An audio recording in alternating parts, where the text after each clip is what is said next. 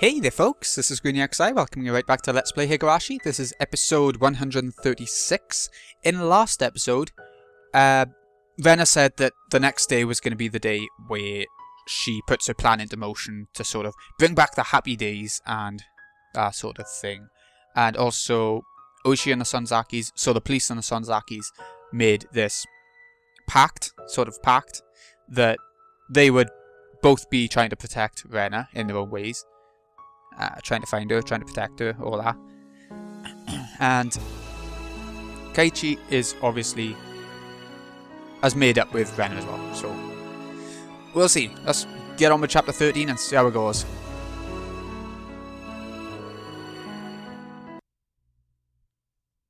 I'm thinking this is going to be a good one. It's going to be the start of the end, kind of thing. Walking with only Mion to school made me miss Rena a lot. What's wrong, Kai-chan? Why are you looking around? What? Oh, nothing. It was the same old path to school, but I felt nervous for some reason. I wondered what Rena meant when she said she was going to win a come-from-behind victory last night. I couldn't stop feeling like something dangerous was going to happen. Rena thought Mion was one of her enemies. She could be lying in wait to attack Mion with a knife. Don't worry. Rena isn't going to do something as rash as that. Even if she does, I can protect myself. Mion said it brightly as if trying to tell me she wasn't afraid of anything. But I couldn't be optimistic like her, because I knew exactly what Rena was going through. Rena must be determined by now, and she probably wouldn't mind dying fighting against Mion if she wasn't gonna win anyway. Of course, that didn't mean she was definitely gonna take violent action, but I couldn't deny the possibility either. This old man's more concerned about the reason why Rena went crazy all of a sudden. Was there any reason? I remembered the tragedy. I can sneeze.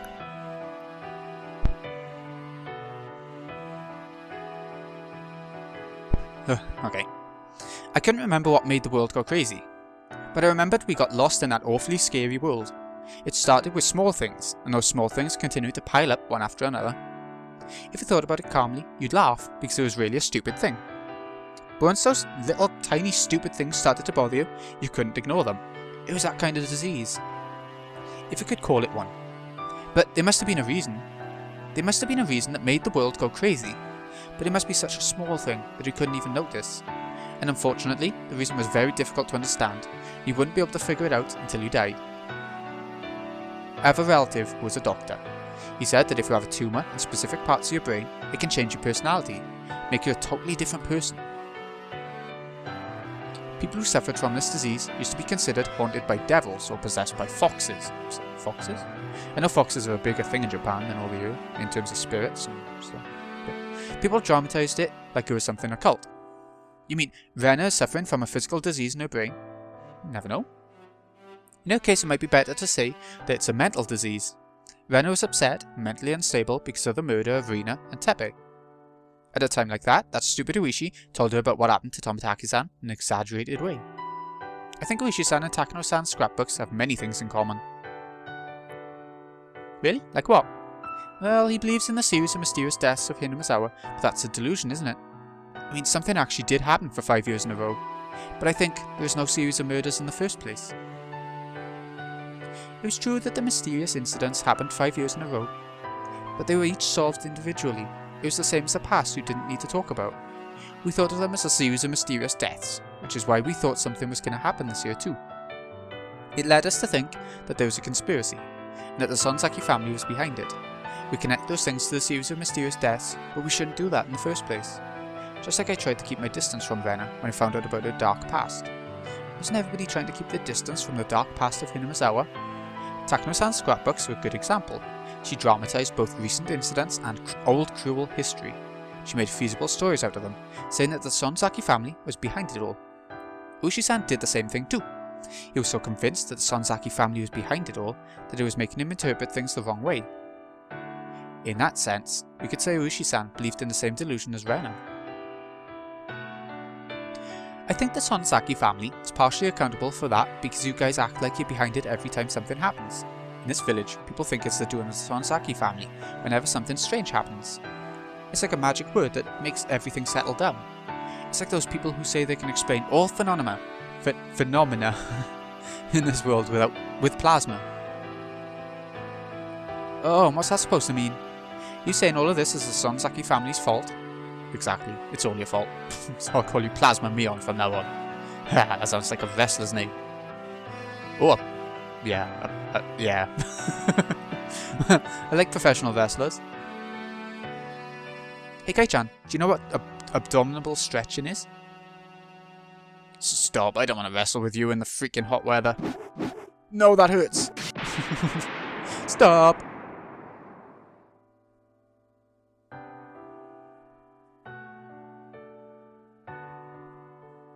Good morning, Keiichi-san. Good morning. Satoko and Rika-chan looked a little sad when they saw only the two of us. If the three of us came to school together like always, they would have been really happy. But our classmates were as noisy as usual. Nobody seemed to make a big deal about Rena's absence. Chie-sensei was going to be here soon, and she'd start mourning homeroom. Everyone was fooling around as if they didn't want to miss a second of the time until then. Hey, something stinks today. Close the windows. Silly, it'll be hotter in here if we do that. It smelled like gasoline or something, and it really stank.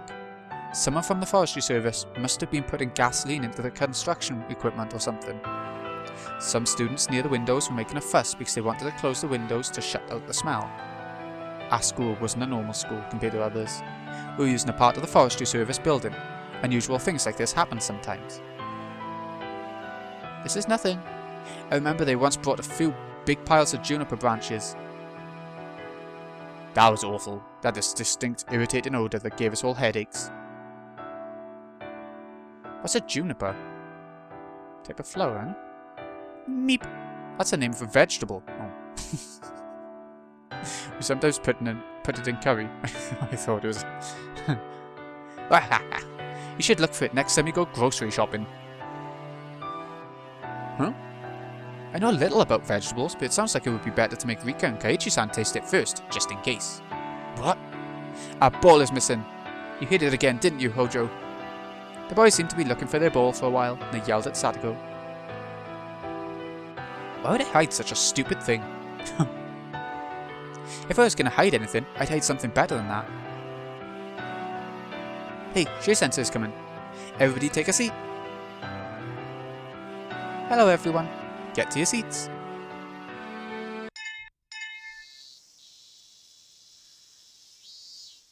I kept thinking about Rena the whole time during class. I thought about what she said last night.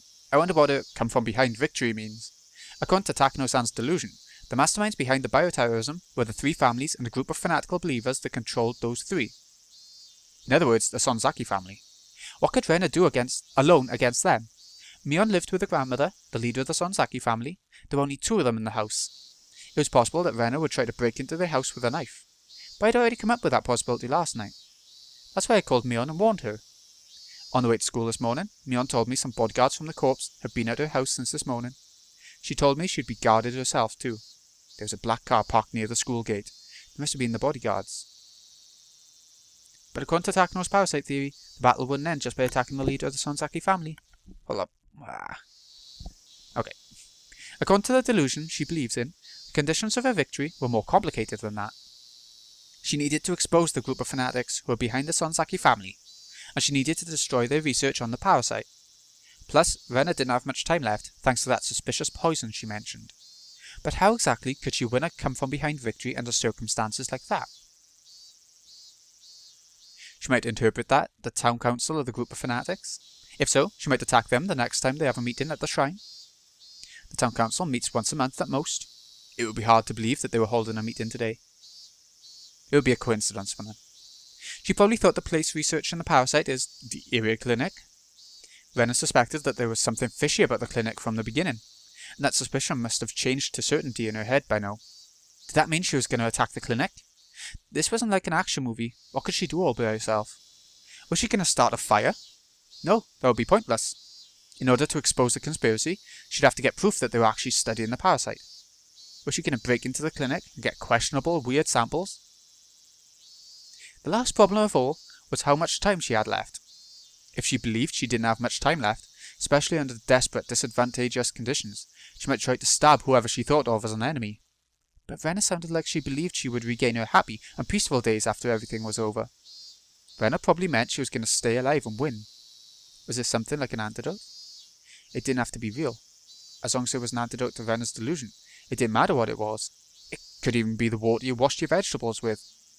But if she thought she could get the antidote so easily, she wouldn't have been so desperate about the time she has left.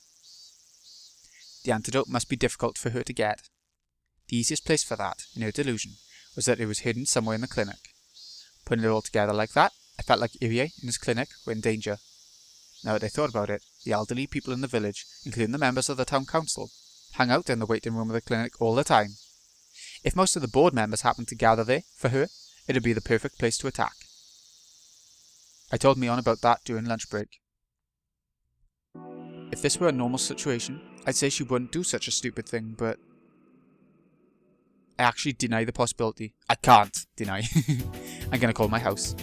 I'll make sure that they send some people to the clinic. Mion didn't object to my crazy idea. She put down her chopsticks and went to the teacher's office to make a phone call. It sounds so dangerous. I can hardly believe Rena-san is going to do such a scary thing. Are you sure she's going to attack the clinic? Maybe she will. Maybe she won't. But if that happens, we're screwed. We need to prevent that disaster from happening. I hope nothing happens at all. Yeah. Okay, I'll send 2 of our subordinates to the clinic. I don't think she'll do it, but you'll never know what's going to happen. Can we capture her by force if she does? Honestly, I don't want to do that. What do you think we should do? I made an agreement with the cops that we're going to give Rena Ryugu to them right after we find her. So even if we use force to capture her, we won't get in trouble. I'm not worried about losing face, I just feel sorry for Rena. I really want to settle this calmly, if possible. Well, she's still young, so as long as she doesn't kill someone or something, all she has to do is apologise and everything will be fine. As long as she didn't kill someone. Okay. Well then, she might be out of our hands. Oh, I mean, you know, as long as they don't find out about it, she'll be safe. She'll definitely be safe. Nobody really cares about the disappearance of those 2 anyway. People think that they ran away somewhere because they did something wrong. Those things happen all the time. So she's fine. Don't worry about it. She's out. She's safe. What? We're playing baseball now? Anyway, please just be careful. Will do. So it's okay to capture her by force, right? Don't make any mistakes. You have to get her. Please don't make it like a chase scene or anything like that. I couldn't help but have a silly chat with Kasai-san. When I put the phone down, I sensed Chie-sensei was looking at me. No wonder, as she had been able to hear the conversation clearly in this tiny room.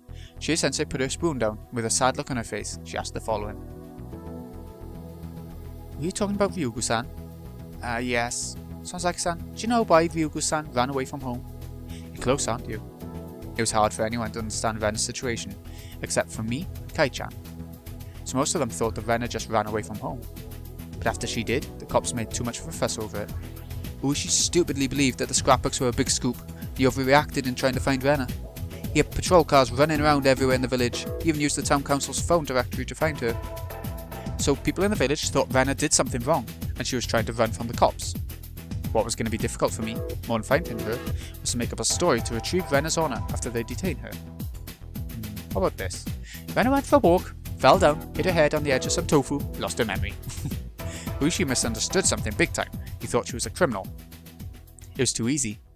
Anyway, we did make it clear that Uishi was the one who misunderstood everything at the meeting the other day. I had to make the best use of his name, while he was feeling down for once. What I'd have to do was not make a big deal about this situation, and to create an environment that allowed Rena to forget everything that happened, in order to get her life back together as soon as possible. Everything's gonna be fine, Chie-sensei. Rena is a little sick right now, that's all. If that cop somehow made a lovely mistake and got things twisted around. You don't believe that Rena did something wrong, and that she's trying to run from the police, do you? Of course not. But making her family worry by running away from home isn't a good thing to do either. She had a fight with her father, and she ran away from home for a little while. She acted childish, and that's all. Maybe that'd be the best story to go with. I wonder if she had some problems she couldn't talk to anyone about. It must be a bad teacher because I never realised it. I wish I could have sat down and talked with Ryugu-san before all this happened. Chie-sensei, you're taking it too seriously. You need to relax.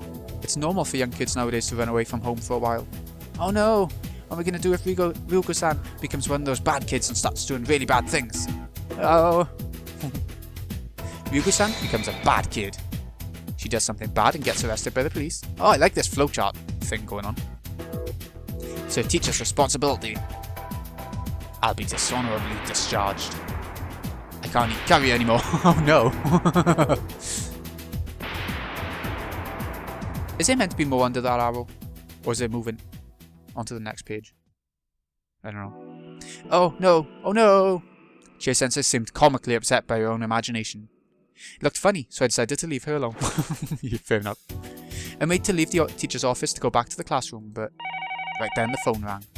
Hello? This is the Hinamazawa branch school. Chie-sensei had to answer the phone all day today because the principal was on a business trip. I exited to the hallway. Then I heard the tone of her voice change. What? Where are you right now? What? I yelled and looked back at her. It was probably Rena. She called the school. I tried to go back inside the teacher's office, but Chie-sensei gestured at me not to come in. Chie-sensei acknowledged that Rena was saying several times, and then she looked up at the clock. Okay, I'll be there. I'm your teacher, you promised me, alright? She said only that, put the phone down, and got her purse out of her locker. Class president, I have an emergency to take care of. I'm going out for a while, so please have everybody study by themselves while I'm gone. She took her car key out from her purse. It was obvious that she was going to see Rena somewhere. Chie-sensei, was it Rena? That's all. You're in charge of the class, okay? Chie-sensei completely ignored me, and she ran out into the hallway. She ran to the schoolyard and got into a car. The moment her car left through the gate, I ran out to the schoolyard myself. I headed for the black car parked near the gate and knocked on the window. How are you doing, my lady? Everything's quiet so far. I know. But I need you to follow that car just left. I think she's going to meet Rena. Understood. Rena's very paranoid, so you need to be careful. Bring her to my house right after you catch her. After that, follow Kasai's orders. She's my friend. You better not get her hurt. Rena must have told Chie-sensei that she wanted to talk to her alone. I could tell that easily from the way she ignored my question. I did feel a little bad for ruining their promise. But it was very important that we caught her before she did something wrong. We could still make up an excuse that she was just wandering around because she had a fight with her father and ran away from home. If she set fire to the clinic or something, there would be nothing I could do. The car made a rough U-turn on the gravel road. It chased after Chie-sensei's car at full speed. I watched the car until it was gone. All I could do now was to pray that this would be settled calmly. Hey, pay attention everyone. Well, we need to study by ourselves for the rest of the class today. So get back to your desks and study quietly.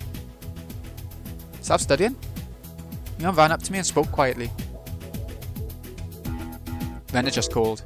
What? Really? Yeah, she just called the teacher's office.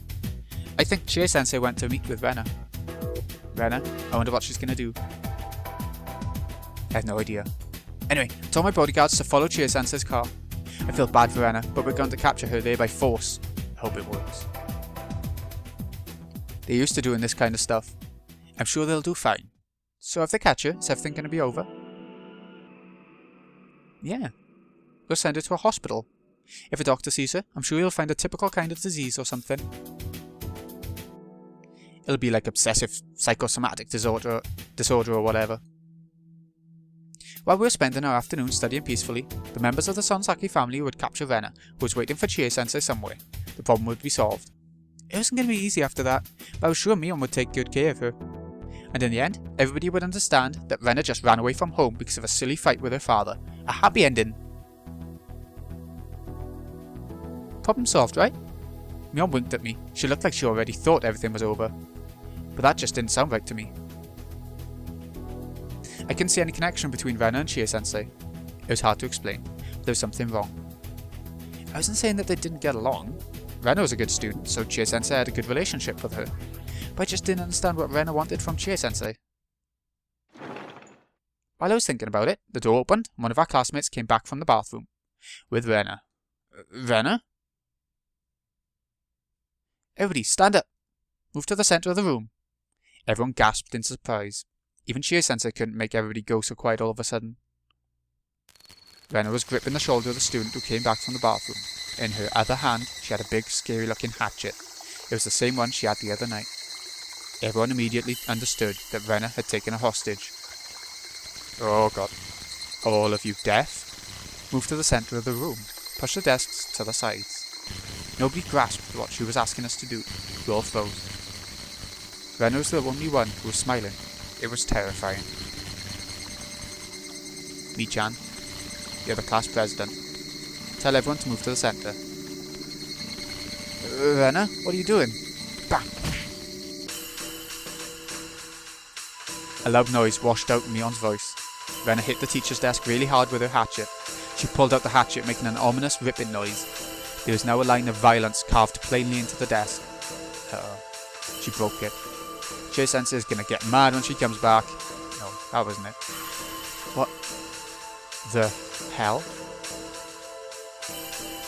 I knew I couldn't trust you, Mi-chan. I'm gonna ask Kaiichi-kun then. You're my only friend, right, Kaiichi-kun? So I can trust you, can't I? Rena, your eyes, you look so scary. I've never seen eyes like that in my life. Your eyes are full of insanity. Why are people afraid of insanity? Insanity means that a person doesn't share the same values and the same common sense as us. For example, say a thief breaks into your house and he ties you up. You'll get scared and wonder if he's going to stab you before he leaves. But you hope that the thief has feelings too, and he's not going to kill you for no reason. No matter how bad the person is, we tend to believe in his goodwill as long as we share the same values, the same common sense and the same morals as him. You can't expect goodwill from somebody who doesn't have those things. You can't expect goodwill from a person who can't communicate with us. When a burglar has a knife and you beg him not to hurt you, you expect him to listen to you and to show you mercy. In other words, you can still communicate with him. But if he doesn't have the ability to communicate, he's just like a monster that's trying to attack you, or like the blade of a guillotine that's fallen down on you. You fear him because you can't communicate with him. That's insanity. It was the same fear we were feeling towards Rena at that very moment. She looked like a human just like us, but there's no reason for her to communicate with us like a normal person could do. Everybody understood their fear instinctively. Kaiichi-kun, make them move the desks to make room in the middle. Okay, everybody, let's do as Rena says. Rena was like a barrel of gunpowder at that moment. She seemed really calm and quiet, but she could explode any minute. When she did, I doubt she'd show us any mercy. She probably wouldn't hesitate to use that hatchet on us. That's right, just like how I didn't feel guilty or hesitate to kill Rena and Mion. Everybody went all quiet while pushing the desks against the wall to make a space where Rena wanted it. Rena, saying that we're moving too slow, hit the blackboard with a hatchet, making a horrible noise. Every time she did that, she left an equally horrible scar on the blackboard, the thing that we looked at most in the school. Kaiichi-kun, can you get the jump ropes out from the lockers? Use them to tie our classmates up. I'm not good at tying knots. I probably can't tie them up very well. I'll check one by one if you tie them up well enough. If I find the ropes loose, I'll kill the person, so you better tie them up really well. We were still kids. We saw the word kill all the time. It was used a lot in comic books and cartoons, after all. So normally you'd assume we'd be used to hearing the word kill. But when Rena said she'd kill us, it sounded so frightening. I'd never heard something like that before in my life. To Rena, our lives were cards she could use for negotiation. She'd get rid of one card every time somebody refused her request. Get rid of? Damn it, why do we use such scary words like get rid of for simple things like playing cards? Anyway, there were about 20 students in the class. That was a little bit too many for Rena to handle. She might get rid of one or two just to set an example. I decided to do what Rena said, because I didn't want her to lose her temper. I got out everybody's jump ropes from their lockers. All of you, get on the floor. Kaiichi-kun, you can start tying your hands behind their backs. Tie them really tightly. You're on my side, aren't you? You wouldn't tie them loosely on purpose, would you? Mion tried to make eye contact with me. If everybody was tied down, we wouldn't be able to stop her from occupying the school. There were more than 20 students in this class. Half of them were boys, most of them were smaller than Rena. But there were enough people here to overpower her. But if we did that, Rena would probably hit her hostage with a hatchet. And she'd use the hatchet to attack the rest of us without hesitation.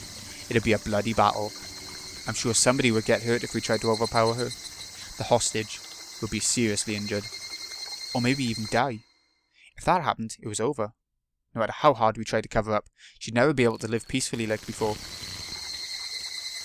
Mion seemed to understand that too. I could tell from Rena's eyes that she wasn't going to go easy on us. If somebody showed defiance, she'd break the hostage's head open immediately. Of course, Rena had done that before. She'd probably do it again with no hesitation. But as long as we did what she said, we could prevent that bloody tragedy. If we could somehow solve this situation without shedding any blood, with Mion's influence, we might still be able to pretend that this never happened. At the least, we had to make sure she didn't kill anyone. Let's do as Rena says. Kai-chan. Mion tried to think of ways to overpower Rena.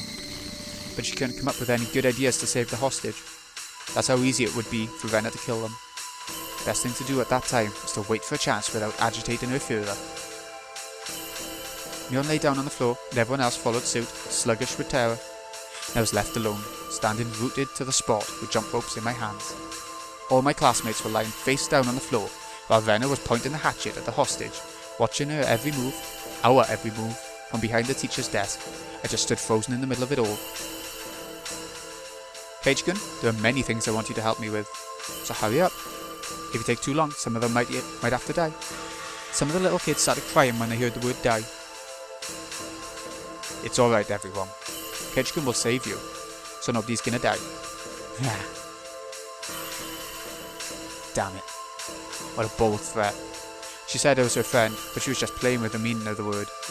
I was the last person who could still fight against Rena under these circumstances, but it wasn't going to be easy to overpower her by myself. I wasn't sure if I could do that. Even if I tried to act tough, once Rena pointed the hatchet at somebody's neck, it was over. I shouldn't fight against her for now. I should just wait for a chance. As long as Rena was alone, there would be a chance. She made me tie them up because she couldn't do that for herself. There was a limit to what she could do because she was by herself. If we could cover this up somehow before Chie-sensei came back, we'd still be able to pretend like we were kidding around. I finally realised something. I realised why Rena called Chie-sensei to meet with her. In order for Rena to take over the classroom, she needed to get rid of Chie-sensei.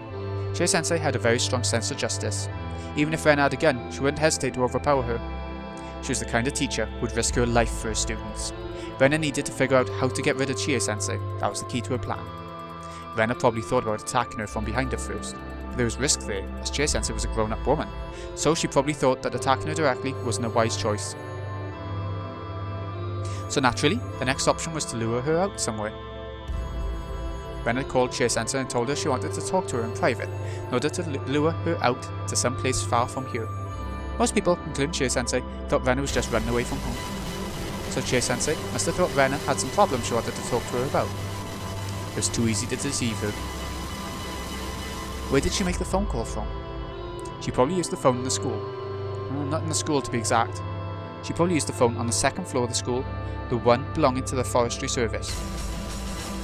The school was using part of the Forestry Service building, but this particular location was more of a branch office, so it's not like somebody was here all the time. Rena knew that, she had probably been hiding there for a while. She called the phone on the first floor from the second floor, and she made Chie-sensei leave the school. I didn't think it was a coincidence that the principal was on a business trip today. She probably snuck into the school yesterday. She saw the principal's schedule, learned how to call the phone on the first floor from the second, and carried out her plan. She planned it perfectly. Yeah, I knew it. Rena was insane, but I knew she was also actually really calm. She was possessed by her delusion, but she was also unbelievably calm about it. So, she could still think fast. I knew that very well, because I'd been through the same thing before. What was worse is that Mion's bodyguards were gone. Mion told them to follow Chie-sensei because she thought Chie-sensei was going to meet with Rena. Damn, everything seemed to be working out in her favour. I'm done. I tied up the last person and I looked in Rena's direction. If I didn't tie them up really tightly, Rena would kill them. But when I tied them too tightly, they suffered in pain. Their pained cries made me feel useless. Thank you, Page-kun. I don't mean to doubt you, Page-kun, but I'll make sure just in case. Please put your hands on your head and lie face down on the floor. And I'm saying this to everybody. If you stand up without my permission, I'll kill you. I'll kill whoever stood up and one more person randomly to set an example. It's not nice to be chosen randomly, huh? Oh, it's a good idea. I'll kill a person who didn't listen to me, add 10 to his or her student number, and kill that person too. For example, let's say Okamura-kun didn't listen to me. I'd kill him on Watanabe-kun, because his student number is 11. Get it? I'll always be killing 2 of you at the same time. You better remember that you involve another person's life besides your own when you attempt to stand against me. How awful. She totally understood how to threaten people. Normally, you stand against an attacker at your own risk. If you fail, you're gonna die. If you were responsible for someone else, then you couldn't try to resist. You can't risk somebody's life with your own decisions. Okay, everybody's tied up nice and tight. You said you aren't good at tying knots, but you did very well, Kaiji-kun. You should be proud of yourself. Well, you can stand up now. It's too late to fight back. I followed her orders. I just had to wait for a chance. We could still turn this into some kind of bad joke. I had to do something. Anyway, what are you planning to do, Rena? Don't tell me this is the come from behind victory we're talking about. Oh, it's a good place to end it. I told you it was going to get good soon. And it's only going to get better. Yeah, okay. Alright, so this has been Greeny XI. Hope you've enjoyed. Thank you so much for watching. I'll see you again in a bit. And it looks like we'll go to, I don't know, the police, right? It looks like Higurashi's car, but then they all look quite similar inside on this. So, yeah, thanks again for watching, folks. See you again in a bit.